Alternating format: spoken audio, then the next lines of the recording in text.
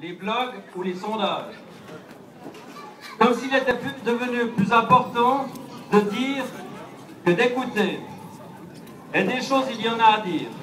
Mais j'aimerais axer mon propos sur l'interprétation face aux mutations du monde.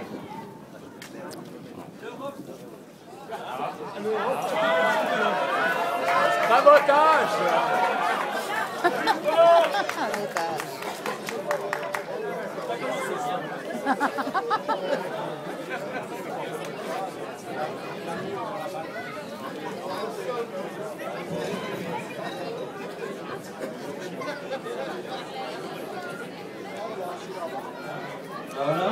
Voilà. Vous m'entendez? Bon, je continue. Je vais emmener mon autre micro. Comme à la télé. Il y a des choses, il y en a à dire, mais j'aimerais axer mon propos sur l'interprétation face aux mutations du monde.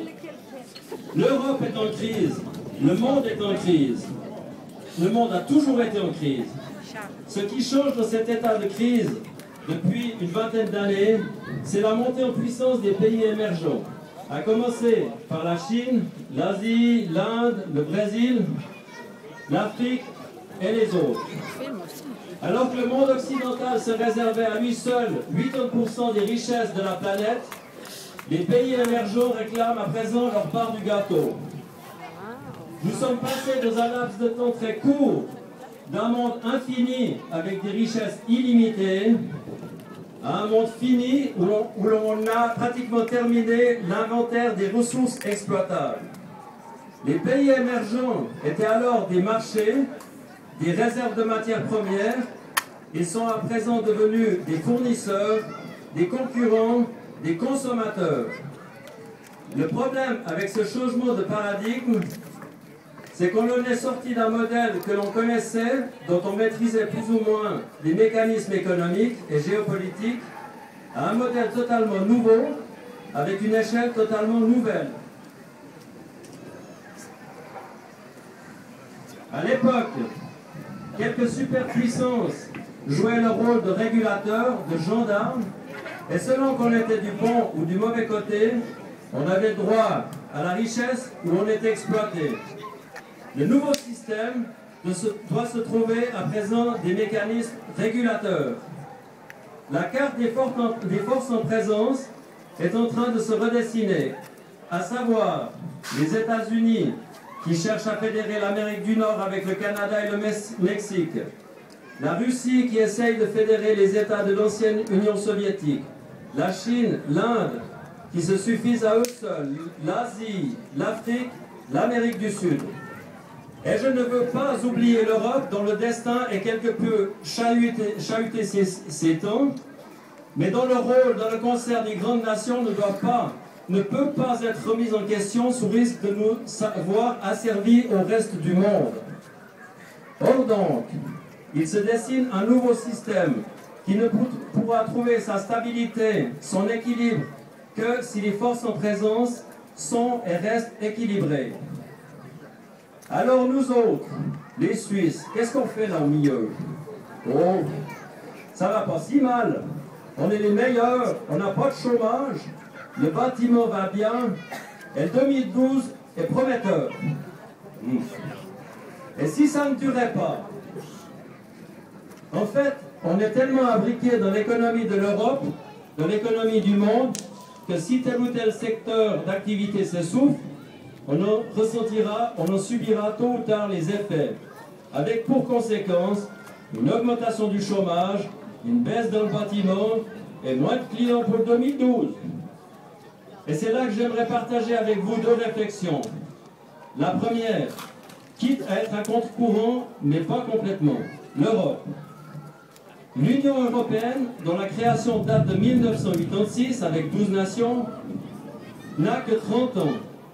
Les États-Unis, eux, ont mis 200 ans à se construire. La construction de l'Europe connaît quelques soubresauts, une crise de croissance dans son processus de formation.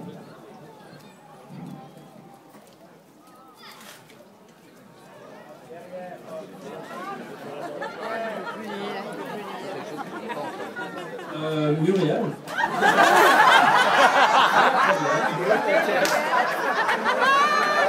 Muriel, est-ce que tu te plais? Je vais donner à ma mère.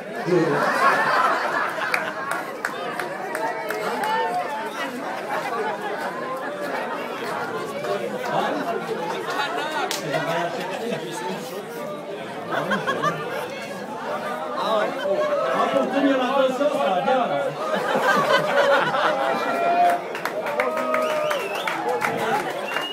Après l'orage, le désespoir.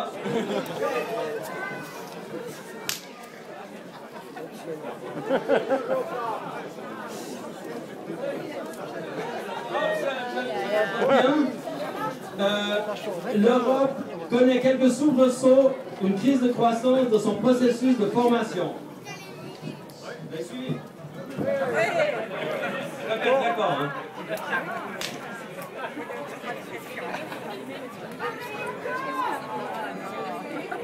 Je crois néanmoins qu'il est nécessaire que la construction de l'Europe se poursuive pour pouvoir jouer un rôle de contrepoids vis-à-vis de la nouvelle distribution des forces en présence. Les autres puissances auraient tout intérêt à ce que l'Europe se désagrège et retourne à une constellation de petits pays plus ou moins vigoureux, s'écharpant de temps à autre pour de vaines querelles limitrophes. Comme on dit, il faut diviser pour régner. Et dans ce jeu de division, nous les Suisses serions également perdants, puisque plus de 60% de nos échanges économiques se font avec l'Europe. Or donc, je crois avec conviction que l'Europe doit poursuivre sa construction et que nous autres, Suisses, devons d'une manière ou d'une autre nous associer à cette construction autrement qu'un spectateur passif, comptant les revers essuyés par les acteurs, j'allais dire les joueurs de cette partie si difficile. Il faut du courage, il faut de la vision, il faut de la foi pour y réussir. Mais il en va de notre salut, il en va de la préservation de notre niveau de vie. L'autre réflexion, bientôt fini. L'autre réflexion, non mais c'est important. Comme je disais précédemment, l'économie devient globale, la concurrence devient totale, la part des richesses devient l'enjeu de tous les intérêts. Comment pouvons-nous surnager face à des puissances tellement plus fortes que nous, face à une compétition toujours plus féroce?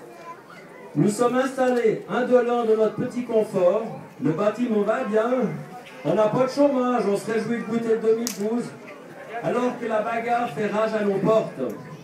Non, ce que j'aimerais exprimer par là, c'est que le luxe, le confort, la quiétude dans laquelle nous vivons, nous la devons d'abord à nos prédécesseurs, mais nous la devons aussi à notre engagement, à notre entêtement d'essayer d'être toujours les meilleurs. Mais nous ne pouvons pas plus nous endormir sur nos acquis. Notre pays a besoin plus que jamais de toutes ces forces vives si nous voulons continuer à jouir des conditions dans lesquelles nous vivons. Et comme l'a dit Kennedy, ne pense pas à ce que le pays peut faire pour toi, mais pense plutôt à ce que tu peux faire pour ton pays.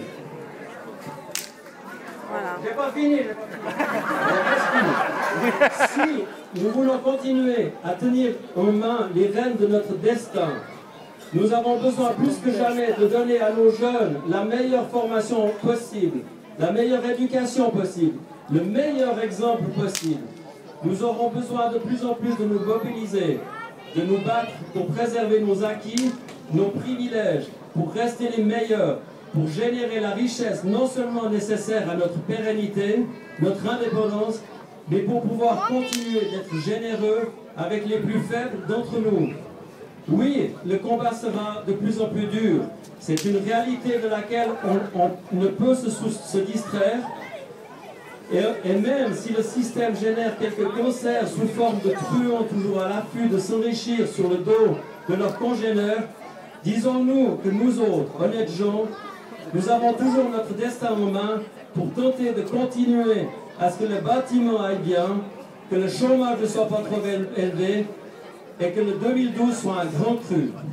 Voilà, tout ça pour dire qu'actuellement, Tout ça pour dire que notre attachement à ce pays implique quelques sacrifices, mais quand on aime, on ne compte pas. Je vous remercie de m'avoir écouté et peut-être entendu, et que vive la Suisse. Bravo!